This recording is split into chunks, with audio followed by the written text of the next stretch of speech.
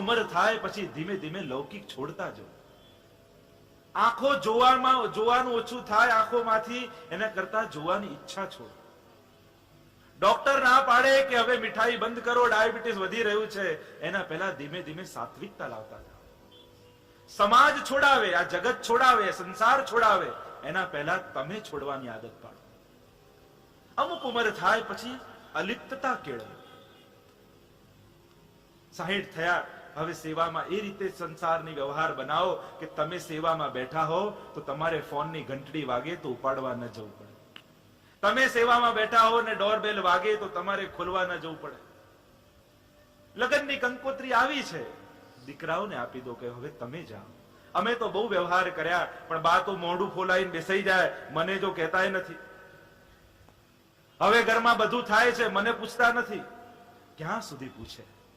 પૂછવાનું હતું ને બતાવવાનું હતું ત્યાં સુધી બતાવી લીધું ને પૂછી લીધું. હવે કેવલ હરિનું ભજન કરો, કારણ કે તમે નહીં છોડો તો સંસાર તમને છોડાવી દેશે. કોઈના લગ્નની કંકોત્રી આવી હોય ને બા તૈયાર થઈને લગ્ન માટે તૈયાર થયા હોય જવા માટે, ને વહુ કહી દે, બા ઘર સાચવજો, હમણાં અમે લગ્ન થઈમાં જઈને આવીએ છે, ત્યારે માનજો કે હવે ઘરડા થઈ ગયા, હવે હરિના ભજનનો સમય આવી ગયો. ચેતો, જાગૃત થાઓ. ક્યાં સુધી આજ સંસારના દસરડા થતા રહેશે? હવે તો હરિનું ભજન કરો. જો ઠાકોરજી અનુકૂળતા આપી હોય અને બધું ગોઠવાયેલું હોય તો પ્રભુનું ભજન કરો. લૌકિક ધર્મોને છોડો. કર્યું ત્યાં સુધી કરવું હતું, 50 સુધી કરવું, પછી તો 1 આવે, 51, 52, પણ આપણે કહીએ 53, પણ હજી આને પરણાવવાનું બાકી છે, 54, હજી આને ભણાવવાનું બાકી છે. ગુરુ કે હવે 55, 1 અને પણની એટલી લડાઈ ચાલતી રહે, છોડી નથી શકતા. સમેટતા શીખો. જેટલી પોતાની જાતને ફેલાવી હોય એટલી પાછી સમેટો. બધું પ્રભુએ આપ્યું હોય, આંખ જોતી હોય, હાથ પગ ચાલતા હોય તો હરિનું ભજન કરી લો. પછી નહીં થાય, પછી તો બુદ્ધિ દેહમાં રહેશે. જરાયા ધર્મનાશઃ. સ્વયં મહાપ્રભુજી કહે છે કે વૃદ્ધા અવસ્થા તો ધર્મને નાશ કરનારી છે. ગડપણ જેટલું આવતું જાય પછી બુદ્ધિ દેહમાં રહે. પછી પગ દુખતા હોય ને હાથ દુખતા હોય ને માથું દુખતું હોય, પછી ભગવાન ઓછા યાદ આવે ને ડોક્ટર વધારે યાદ આવે. જવાનું તો બધાએ છે, હવે જાગૃત થાઓ, હવે જવાની તૈયારી કરો. અરે અઠવાડિયા માટે પણ બહાર જવું હોય ને આપણે તો અઠવાડિયા પહેલા તો બેગ ખોલી લઈએ અને દરરોજ એક એક કપડા નાખીએ, એક એક વસ્તુ નાખીએ, ત્યારે જવાનું છે જવાનું છે.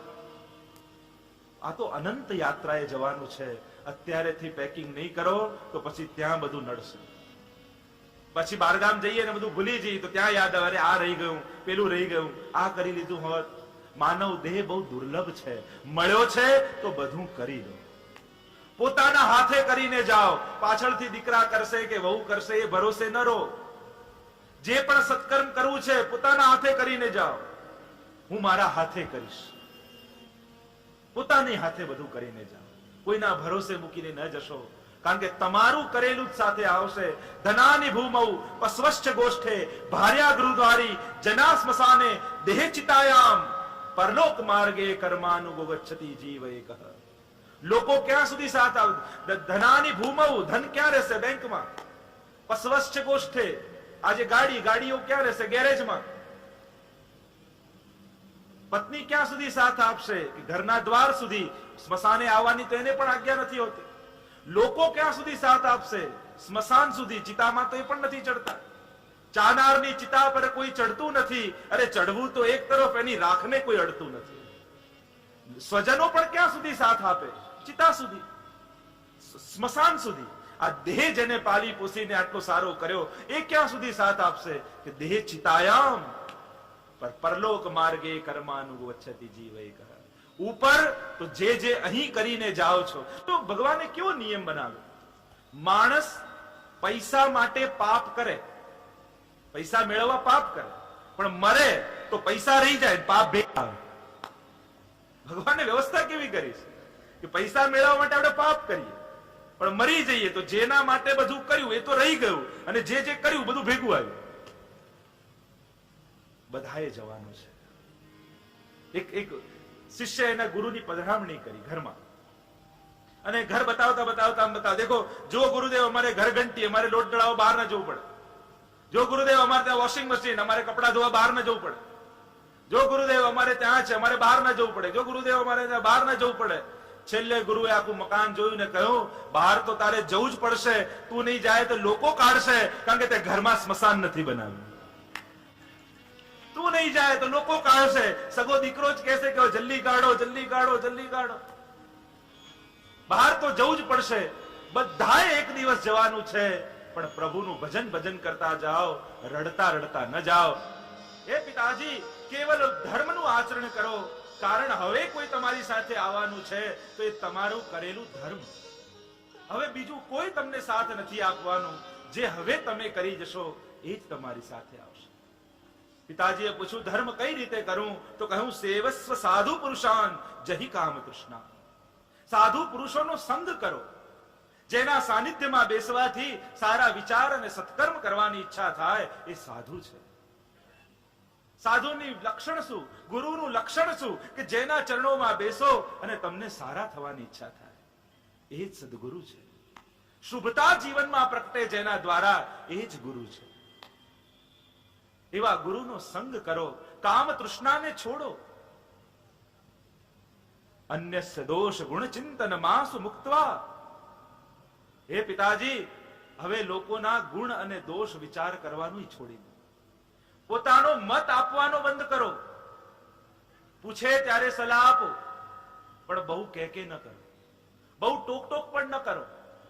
આપણને જો સ્વમાન સાચવવું હોય અમુક ઉંમર પછી, તો પૂછે ત્યારે જ કહેવું, કારણ કે એ લોકો પડશે તો આપમેળે ચાલતા શીખશે, કારણ કે આપણે પણ એ રીતે જ શીખ્યા છે. પોતાના નિર્ણયો લેવા દો. હા, પૂછવા આવે કે બા શું કરવું, તો બધું જ બતાવો. પોતાનું સ્વમાન સાચવા મૌન રહો. ગુણ ચિંતનના પોતાના નિવેદનો આપવાનું બંધ કરો. એટલે અમે તો એ જ કહીએ કે પહેલી વાર કહેવું, બીજી વાર સમજાવવું અને ત્રીજી વાર સમજી જવું કે કહેવા જેવું નથી. પહેલી વાર કહેવાનું, બીજી વાર સમજાવવાનું ન માને તો, અને તોય ન માને તો સમજી જવાનું કે બહુ કહેવા જેવું નથી. પોતાનું સ્વમાન આપણા હાથમાં છે. અન્યસ્ય દોષ ગુણ ચિંતન માસુ મુક્તવા. કારણ કે કોઈના ગુણ જોશો તો એમાં મોહ થશે, કોઈના દોષ જોશો તો એને દ્વેષ થશે. આ બંને બંધન છે, બંને બાંધનારા છે. પણ યુવાનોને કહી દઉં, જેના ભાગ્ય હોય એના ઘરમાં જ વડીલો હોય છે. જો વડીલો છે તો એનો ઉપયોગ કરજો.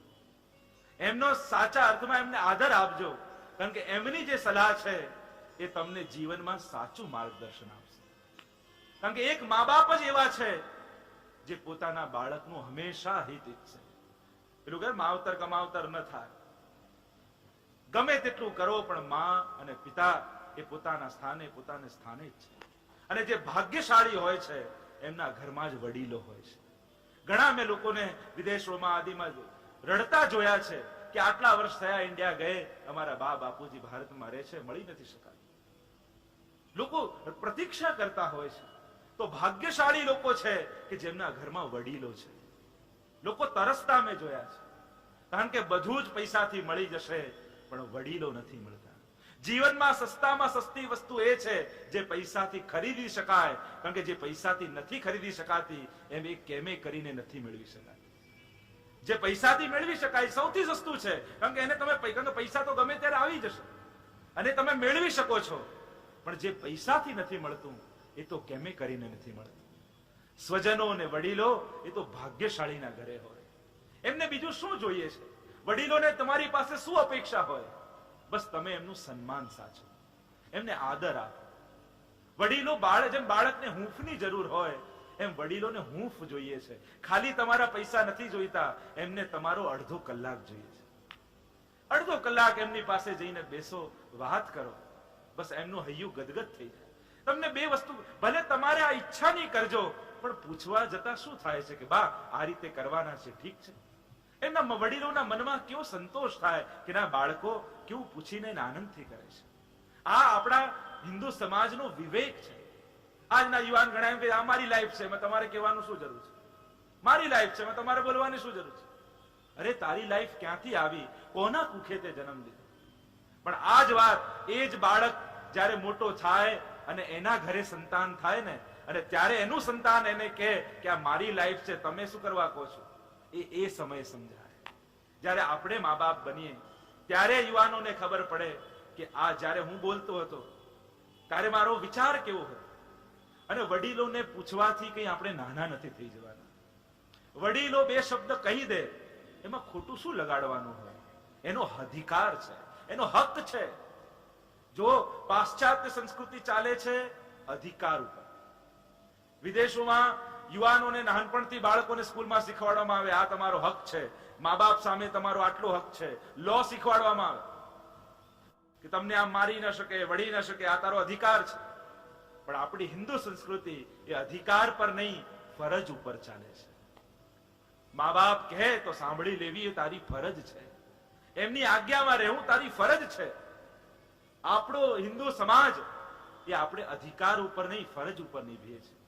કે આપણે પુત્ર છીએ તો પુત્રની ફરજ શું, આપણે પિતા છીએ તો પિતાની ફરજ શું, આપણે ભાઈ છીએ તો ભાઈની ફરજ શું. અને ફરજ એ જ ધર્મ છે. તો યુવાનોને કહીશ વડીલોનું સન્માન રાખતા શીખો. ઘરમાં સારો પ્રસંગ આવે તો વડીલોના આશીર્વાદ લો. સમાજમાં કેટલા લોકો છે આજે, ગણેલા મુઠ્ઠીભર લોકો કે જે આપણું સારું ઈચ્છતા હોય. આપણું ભલે ફ્રેન્ડ સર્કલ ગમે તે ક્લોઝ હોય, પણ અમુક સ્ટેજ પર તો આવીને એમના હૃદયમાં ઈર્ષા આવી જાય છે. જે વડીલો છે આશીર્વાદ આપનારા કેટલા. કહ્યું ને જયારે મોરારજી દેસાઈ 100 વર્ષના થયા તો એમને કોઈએ પૂછ્યું કે હવે તમને કમી શું લાગે છે તમારા જીવનમાં, આ સ્ટેજ પર આવીને તમને શું અનુભવ થાય છે? ત્યારે એમણે કહ્યું કે 100 વર્ષનો થયો, હવે મારા આ સમાજમાં મને કોઈ આશીર્વાદ આપનારું નથી રહ્યું, કારણ કે મારાથી મોટું કોઈ નથી. હવે કમી એવા લોકોની લાગે છે કે જે મને આશીર્વાદ આપતા. હવે મારો જન્મદિવસ આવે તો હું કોને પગે લાગવા જઈશ? મેં વધારે પડતું જોયું છે, પછી જતા રહે ને બા બાપુજી, પછી દીકરાઓ રડતા, અરે બા હતા, બાપુજી હતા, પછી છે ત્યારે એનો લાભ નથી લેતો. ખાસ યુવાનોને કહીશ, અહીં બેઠેલા વડીલોનું સન્માન રાખજો. એમનો અધિકાર છે તમને સલાહ આપવાનો, તમને ટોકવાનો. કારણ કે આપણને કોણ ટોકી શકે? કોઈ નહીં ટોકે આ સંસારમાં, કારણ કે કોઈ ખરાબ બનવા ઈચ્છતું નથી, કોઈ આપણી આગળ બુરું બનવા ઈચ્છતું નથી. બધાને સારા થઈને આપણી આગળ ઉભા રહેવું છે, કારણ કે સ્વાર્થ સાધવો છે. પણ વડીલોને સ્વાર્થ નથી, વડીલોને એમ થાય છે કે મારા બાળકનું હિત થાય એટલે ટોકે છે. તો ભાગ્યશાળી હોય એના ઘરમાં વડીલો હોય. વડીલો ઘરમાં બેઠા હોય તો કેવું ભરેલું ભરેલું ઘર લાગે. ભલે બા સોફા પર એકલા બેઠા રહેતા હોય, ભગવાનનું નામ લેતા રહેતા હોય, પણ ઘર ભરેલું લાગે. પણ જેના ઘરમાં વડીલો નથી હોતા, ઘર કેવું સુનસાન લાગે છે. ગૌકર્ણજી ઉપદેશ આપતા કહે છે, ગુણ ચિંતન મૂકી દો, દોષ ચિંતન મૂકી દો. આ ખરાબ છે કે આ સારો છે, કારણ કે તમને જે સારો લાગે છે એ જ વ્યક્તિ કોઈના માટે ખરાબ પણ છે, અને તમને જે ખરાબ લાગે છે એ જ વ્યક્તિ કોઈના માટે સારો પણ હોય છે. તો સારો ને ખરાબ એ તો તમારી દ્રષ્ટિ છે. એ વ્યક્તિ સારો કે ખરાબ તમે કેમ નક્કી કરી શકો? કારણ કે તમારી દ્રષ્ટિએ જે સારો છે એ જ બીજાની દ્રષ્ટિએ ખરાબ છે, અને તમારી દ્રષ્ટિએ જે ખરાબ છે એ જ બીજાની દ્રષ્ટિએ સારું પણ છે. તમે કેમ એને કહી શકો? સત્કર્મ કરી લો, કારણ કે માણસ મરે પછી એના સત્કર્મ ઓળખાય છે, એના ગુણોને યાદ કરાય છે. તમે ક્યારે જો કોઈ ગુજરી ગયો હોય ત્યારે યાદ કરતા હોય કે એની સ્ટાઇલ કેટલી સારી હતી, એની સ્કિન કેટલી આમ ફેર હતી, એની હાઈટ કેટલી સારી હતી. ક્યારેય કોઈને શરીરને યાદ કરે ના, મર્યા પછી તો ગુણો યાદ કરાય. જ્યારે કોઈને પણ તકલીફ હોય તો પેલો જઈને ઉભો રહેતો હતો, કોઈને પણ મદદની જરૂર હોય ને અડધી રાત્રે એને બોલાવો તો મદદ કરવા આવે. મર્યા પછી ગુણો જ યાદ કરાય. એને શરીર નથી યાદ કરાતું, દેહની સ્મૃતિ નથી થતી, ગુણોની જ સ્મૃતિ થાય છે. ગૌકર્ણજી ઉપદેશ આપવા લાગ્યા પિતાને. પિતાજી તો ઘર છોડીને ગયા વનમાં, આત્મોદ્ધાર કર્યો છે. હવે તો ધૂંધકારીને કોઈ ટોકનારું રહ્યું નથી, કહેનારું રહ્યું નથી. સ્વચ્છંદ દોર મળી ગયો, માને હેરાન કરવા લાગ્યો, બધું ઘરનું લઈને વેચી નાખ્યું. માએ પણ આત્મહત્યા કરી લીધી, કુવામાં પડતું મૂક્યું. આવી સંતતિ થઈ એના કરતા તો સંતતિ ન હોત તો સારું થાય. 5 ગણિકાઓને રાખી લીધી ધુંધકારી. ધુંધકારી એટલે જીવ છે, દુર્બુદ્ધિ જીવ. અને 5 ગણિકાઓ એટલે શબ્દ, સ્પર્શ, રૂપ, રસ અને ગંધ. આ પંચ તન્માત્રાઓ, આ 5 જેના દ્વારા વિષયો ભોગવાય છે, આ 5 ગણિકાઓ છે. માણસ આ પાંચને કારણે જ ફસાય છે. શબ્દમાં નિંદા પચાવવી સહેલી છે, પણ વખાણ પચાવવા બહુ અઘરા છે. માણસ બે વસ્તુ જિંદગીમાં ઓળખી નથી શકતો. એક નિંદામાં રહેલું સત્ય અને બીજું વખાણમાં રહેલું અસત્ય. આ બે વસ્તુ માણસ ઓળખી નથી શકતો જિંદગીભર. કોઈ આપણી નિંદા કરે છે તો ધ્યાનથી વિચારજો, એ નિંદામાં ક્યાંક ખૂણે ખાંચરે સત્ય હશે. કારણ કે ધુમાડો નીકળ્યો છે તો ક્યાંક આગ લાગી હશે. ક્યાંક નિંદામાં સત્ય હોય છે જ, અને વખાણમાં અસત્ય હોય છે. આપણે શું કરીએ? ઠાકોરજીની કૃપા છે એમ કહીને બધું સ્વીકારેલી કે આ બધા ગુણો છે. આપણને ખબર હોય છે કે આ વખાણ કરે છે ખોટા છે, પણ એને નકારવાની તાકાત આપણી અંદર હોતી નથી. વખાણમાં રહેલા અસત્ય, જો ખુશામત કરવી સહેલી છે, પ્રશંસા કરવી અઘરી છે. ખુશામત તો થઈ શકે, કારણ કે એને ફૂલાવો જ છે ને, અને જે ફૂલે એ ફાટે. ફુગ્ગો ફૂલતો જાય ફૂલતો જાય ફૂલતો જાય, લિમિટ આવે એટલે ફાટી જાય. ખુશામત સહેલી છે, પ્રશંસા અઘરી છે, કારણ કે પ્રશંસા કરવા માટે એના ગુણોને જોવા પડે છે. ખુશામત કરવા માટે તો પોતાનો સ્વાર્થ જોવાય. મારું કામ થાય છે ને એના વખાણ કરવામાં આપણું શું જાય છે? પણ પ્રશંસા કરવા માટે એના ગુણોને જોવા પડે, અને કોઈની અંદર ગુણ જોવા એ બહુ અઘરા છે, બહુ અઘરી વાત છે. કોઈની અંદર હું કહું કે આ સામેવાળાની અંદર 5 ગુણ લાવીને લખીને બતાવો કે તમને આ 5 વસ્તુ કઈ ગમે છે. કલાક વિચારી વિચારીને થાકી જશો, પણ 5 વસ્તુ નહીં. યુધિષ્ઠિર ને દુર્યોધન ગયા દ્વારિકા, એટલે ભગવાને બંનેને કહ્યું, યુધિષ્ઠિરને કહ્યું કે દ્વારકામાં કોઈ ખરાબ વ્યક્તિ હોય એને મારી પાસે લાવો, અને દુર્યોધનને કહ્યું કે તને કોઈ સારો માણસ મળે દ્વારકામાં તો મારી પાસે લાવો. બંને આખો દિવસ ફર્યા, રાતના આવ્યા ઠાકોરજી પાસે. યુધિષ્ઠિરને પૂછ્યું, કેમ તને કોઈ ખરાબ માણસ મળ્યો? યુધિષ્ઠિરે કહ્યું કે દ્વારકામાં તો કોઈ ખરાબ જ નથી, બધા પોતપોતાનું ધર્મ કરે છે, સત્કર્મ કરે છે, પોતપોતાના કર્મમાં લાગેલા છે, કોઈ ખરાબ નહીં. દુર્યોધનને પૂછ્યું કે તને કોઈ સારો માણસ મળ્યો? કે અહીંયા તો કોઈ સારું નથી, બધા પાપ જ કરે છે. હવે એ જ દ્વારિકા છે, એક જ ગામ છે, પણ પેલાને કોઈ ખરાબ મળતું નથી ને આને કોઈ સારું મળતું નથી. એટલે સારું અને ખરાબ એ તો આપણી દ્રષ્ટિમાં હોય છે, આપણી નજરમાં હોય છે. જે આપણા પ્રમાણે ચાલે એ આપણને સારો લાગે, અને જે આપણા વિચારથી વિરોધ ચાલે એ ખરાબ લાગે. આપણી વ્યાખ્યા કેટલી? સારા અને ખરાબ માણસની આપણી વ્યાખ્યા કેટલી? આપણા પ્રમાણે ન ચાલતો હોય ખરાબ, અને આપણા પ્રમાણે ચાલે સારો. અન્યસ્ય દોષ ગુણ ચિંતનમાં સુભક્ત્વા. શબ્દ, સ્પર્શ, રૂપ, રસ અને ગંધ, આ 4 જ માણસનું પતન કરે. શબ્દ પતન કરે, સ્પર્શ પતન કરે, રસ પતન કરે, ગંધ પતન કરે. આ 5 જે પતન કરનારા છે, મહાપ્રભુજી એવી કૃપા કરી અને એવો પુષ્ટિ માર્ગ પ્રગટ કર્યો. આ 5 ને સેવામાં જોડી દીધા અને 5 ને ઉદ્ધારક બનાવી દીધા. કે તને શબ્દ ગમે છે, ગુણગાન ગમે છે, તો ઠાકોરજીના ગુણગાન ગા, અષ્ટછાપની વાણી ગા. તને સ્પર્શ ગમે છે તો પ્રભુ જેવું સુકોમળ બીજું કોઈ વિશ્વમાં નથી. રસ ગમે છે તો ઠાકોરજીને સુંદર સુંદર સામગ્રી ભોગ ધર અને મહાપ્રસાદ લે, અને એમાં અન્નકૂટની સખડીમાં જે સ્વાદ આવતો હોય એ ઘરમાં ગમે તેટલી વાર રાંધો એ સ્વાદ ના જ આવે, કારણ કે પ્રભુએ આરોગેલું છે.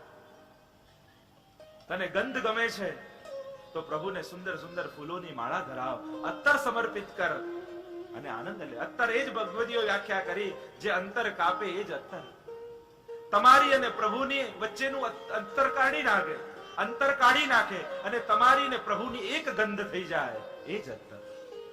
તમારી સુગંધ અને પ્રભુની સુગંધ એક થઈ જાય. તો શબ્દ, સ્પર્શ, રૂપ, રસ અને ગંધ, આ 5 માં જે પતન કરનારા હતા, મહાપ્રભુજીએ સેવામાં જોડી 5 ને ઉદ્ધારક બનાવી દીધા. ધુંધકારી 5 ગણિકાઓ સાથે રહેવા લાગ્યો, અને હવે તો ગણિકાઓ જે માંગે લાઈને આપે, અને એમની ઈચ્છા પૂર્તિ માટે ધુંધકારીએ એકવાર રાજાના મહેલમાં ચોરી કરી લીધી. અને હવે તો ગણિકાઓ ડરી કે રાજાને ત્યાં ચોરી કરી, જો આ પકડાશે તો આની સાથે આપણને પણ મૃત્યુદંડ થશે. તો એમ કરીએ કે આને લોકો મારે અને આપણે મરીએ, એના કરતા આપણે જ આને મારી નાખીએ. અને ધુંધકારીને મારી મારી ઊંધો લટકાવ્યો, નીચે મરચાની ધૂણી કરી, તડપી તડપીને એનો પ્રાણ છૂટ્યો અને મરીને પ્રેત થયો. જો આપણે ત્યાં અનેક પ્રકારની યોનિઓ છે, ભૂત, પ્રેત, યક્ષ, રાક્ષસ આદિ. અને આજે પણ ઘણું રિસર્ચ એના પર ચાલી રહ્યું છે કે આવા પ્રકારની ખાલી ભારતમાં જ છે એવું નહીં, વિદેશોમાં કેટલાય ચર્ચોમાં અને ઘણી બધી જગ્યાઓ, મહેલોમાં આવા પ્રકારની વાતો છે. અને આપણે ત્યાં પહેલેથી આ પ્રકારની માન્યતા છે કે માનવ યોનિ પછી પણ કંઈક આવી યોનિઓ છે. કારણ કે દરેક માનવીની અંદર એક આત્મા છે અને સૂક્ષ્મ દેહ છે. આ સ્થૂલ દેહ, અંદર સૂક્ષ્મ દેહ. તો જ્યારે સ્થૂલ દેહ છૂટે ત્યારે સૂક્ષ્મ દેહ અને આત્મા બીજા દેહમાં પ્રવેશ કરતા હોય. પણ એને બીજો દેહ ન મળે તો આ સૂક્ષ્મ દેહ આત્માની સાથે ભટકતો રહે. તો એ યોનિઓને, એ સ્થિતિને ભૂત, પ્રેત આદિ યોનિઓ કહેવામાં આવે. સમાચાર બધાને આપવામાં આવ્યા છે. સ્વયં ગૌકર્ણજી બિરાજીને વ્યાસપીઠ ઉપર ભાગવત કથા કરવાના છે. સમસ્ત નગરવાસીઓ કથા શ્રવણ કરવા માટે આવ્યા છે. બાજુમાં એક 7 ગાંઠ વાળું વાંસ પડ્યું છે. ધુંધકારી એમાં આવીને બેસી ગયો.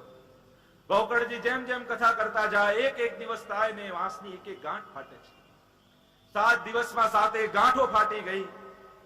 ધુંધકારીનો ઉદ્ધાર થયો.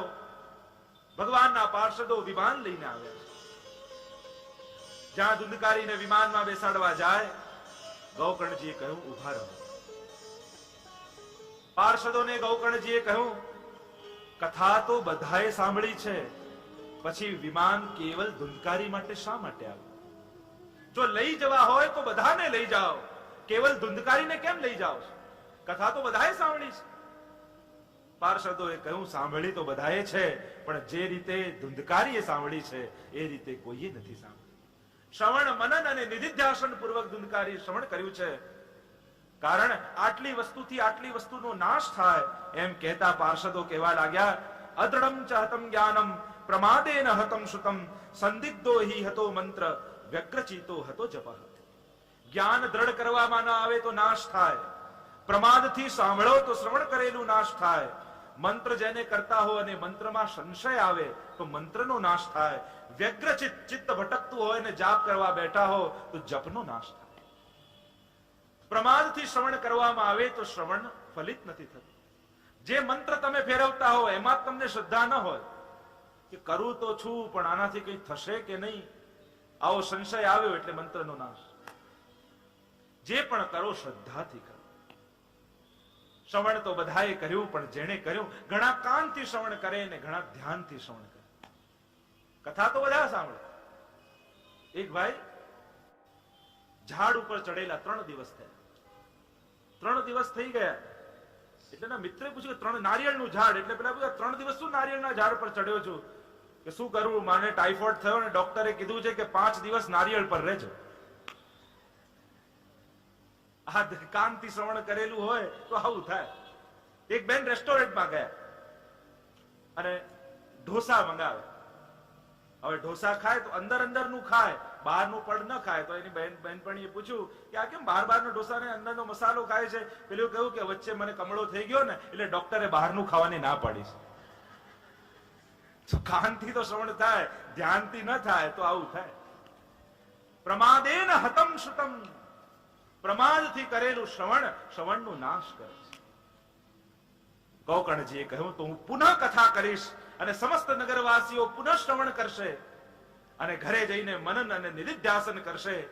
અને આમ કહી ગૌકર્ણજીએ પુનઃ ભાગવત કથાનો પ્રારંભ કર્યો અને સમસ્ત નગરવાસીઓ ખૂબ જ ભાવપૂર્વક કથાનું શ્રવણ કરવા લાગ્યા. જ્યાં 7મો દિવસ આવ્યો, સ્વયં ભગવાન પાર્ષદોની સાથે વિમાનો લઈને ત્યાં ભાગવત કથાના મંડપમાં પધાર્યા. જય ઘોષ થવા લાગ્યો, જય જયકાર થવા લાગ્યો અને બધા સમસ્ત નગરવાસીઓ વિમાનમાં બિરાજમાન થયા. અને જેમ ભગવાન રામ સમસ્ત અયોધ્યા વાસીઓને સાકેત ધામ લઈ ગયા હતા સદે, એમ આ ગૌકર્ણજીની કથાના માધ્યમથી સમસ્ત નગરવાસીઓ સદે ભગવત ધામમાં પ્રાપ્ત થયા.